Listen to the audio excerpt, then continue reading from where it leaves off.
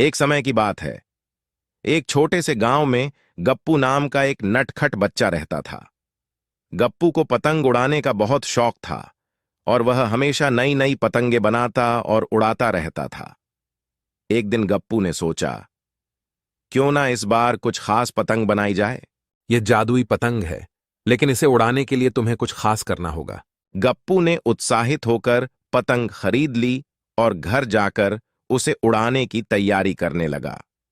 उसने सोचा, इस जादुई पतंग के साथ तो मजा ही आ जाएगा। गप्पू ने पतंग को उड़ाना शुरू किया और देखते ही देखते पतंग आसमान में ऊंची उड़ने लगी। अचानक पतंग ने बात करना शुरू कर दिया।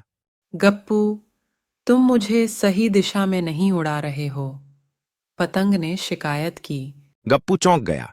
अरे पतंग, तुम बोल सकती हो? हाँ, मैं जादुई पतंग हूँ।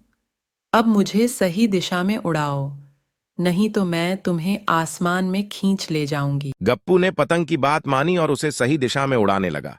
तभी पतंग ने कहा, अब तुम अपनी आंखें बंद करो और सोचो कि तुम कहाँ जाना चाहते हो।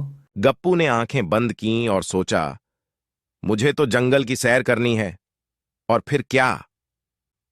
पतंग ने गप्पू को हवा में खींच लिया और दोनों जंगल की सैर पर निकल पड़े। जंगल में गप्पू ने कई अजीबो-गरीब जानवर देखे। एक खरगोश ने चश्मा पहना हुआ था और अखबार पढ़ रहा था, और एक बंदर गिटार बजा रहा था।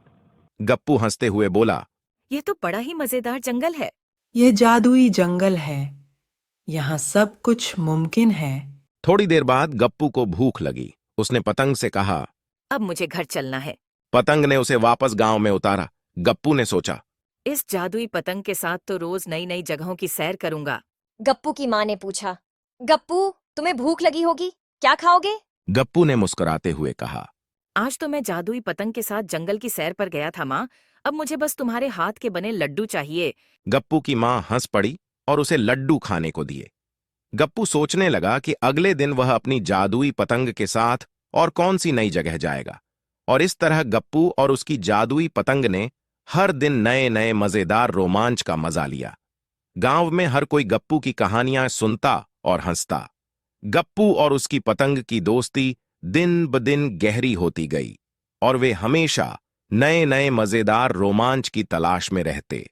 कहानी खत्म, लेकिन गप्पू की मजेदार यात्राएं जारी रहीं।